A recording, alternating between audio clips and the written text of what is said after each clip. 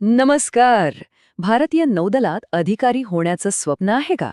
मग आजचं हे विश्लेषण खास तुमच्यासाठीच आहे. आपण नौदलाच्या शॉर्ट सर्व्हिस कमिशनच्या अधिसूचनेतील प्रत्येक लहान मोठी गोष्ट एकदम सोप्या भाषेत समजून घेणार आहोत, म्हणजे अर्जापासून ते अकादमीपर्यंतच्या संपूर्ण प्रवासाची माहिती. भारतीय नौदलातील करिअर म्हणजे फक्त एक नोकरी नाही, तर देशाची सेवा, साहस आणि नेतृत्वाने भरलेला एक जबरदस्त प्रवास आहे. हे जे सामर्थ्य आणि गतिशीलता दिसतेय ना, ते तुमच्या भविष्याचा भाग बनू शकतं. चला तर मग बघूया आपला आजचा रोडमॅप कसा आहे. आपण सेवेच्या आव्हानापासून सुरुवात करू. मग तुमच्यासाठी कोणती भूमिका योग्य आहे ते पाहू. पात्रता काय आहे ते तपासू, निवडीचा मार्ग समजून घेऊ आणि शेवटी अर्ज कसा करायचा हे पण बघू. तर पहिला टप्पा आहे सेवेसाठी आवाहन. भारतीय नौदल तुमच्यासारख्या अविवाहित आणि उत्साही तरुण-तरुणींना शॉर्ट सर्व्हिस कमिशनच्या माध्यमातून देशाचं नेतृत्व करण्याची एक सुवर्ण संधी देत आहे. पण हे शॉर्ट सर्व्हिस कमिशन म्हणजे नक्की काय? सोप्या भाषेत सांगायचं झालं तर ही सुरुवातीला 12 वर्षांसाठी अधिकारी म्हणून नौदलात सेवा करण्याची संधी आहे. तुमच्या कामगिरीनुसार आणि नौदलाच्या गरजेनुसार ही सेवा आणखी 2 वर्षांसाठी वाढवली जाऊ शकते. आता येतो सर्वात महत्त्वाचा प्रश्न, तुमच्यासाठी नौदलात नक्की कोणती भूमिका आहे? चला, तुमच्या आवडीनुसार आणि पात्रतेनुसार तुम्ही कुठे फिट बसता ते शोधूया. जानेवारी 2027च्या कोर्ससाठी मुख्यत्वे 3 शाखांमध्ये संधी उपलब्ध आहेत.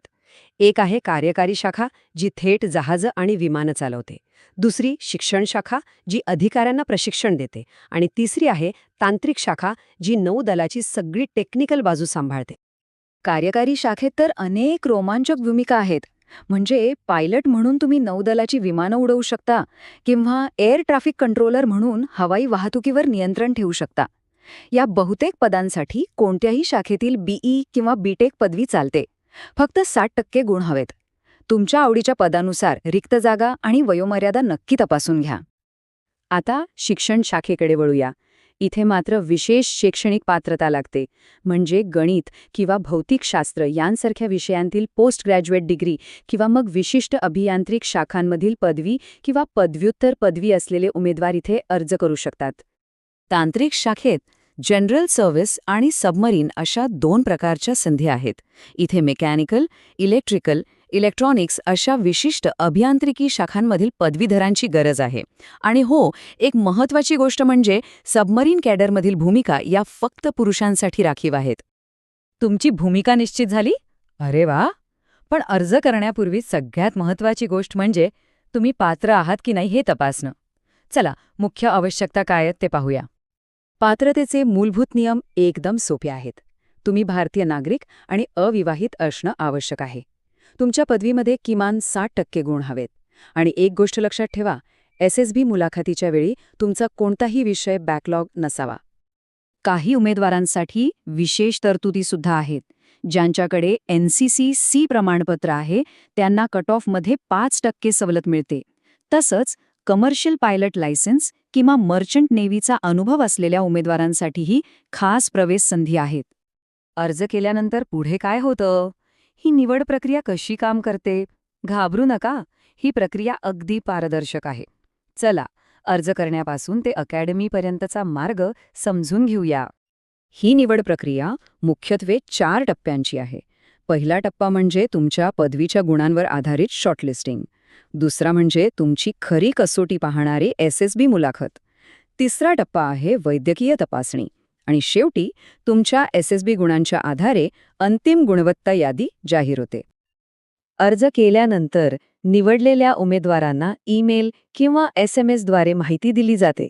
त्यामुळे अर्ज करताना दिलेला ईमेल ID आणि मोबाईल नंबर चालू ठेवणं खूप महत्त्वाचं आहे. आणि हो, जे पहिल्यांदाच SSB मुलाखतीसाठी जातात त्यांना प्रवासाचा खर्चही दिला जातो. आता आपण शेवटच्या आणि सगळ्यात महत्त्वाच्या भागाकडे आलो आहोत. हे करिअर तुम्हाला काय देईल आणि त्यासाठी अर्ज करण्याची नेमकी प्रक्रिया काय आहे ते पाहूया.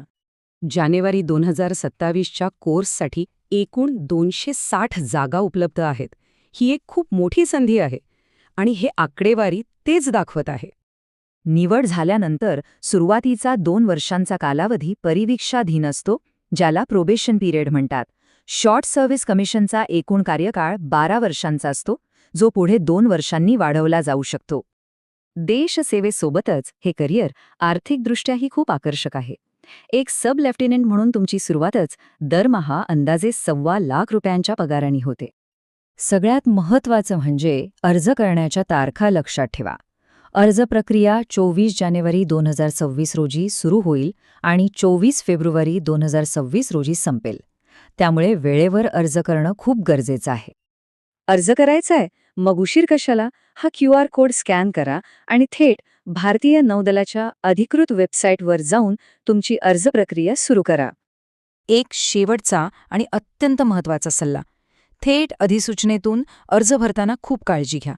कारण एकदा अर्ज सबमिट झाल्यावर त्यात कोणताही बदल करता येणार नाही. त्यामुळे सगळी माहिती अचूक भरा.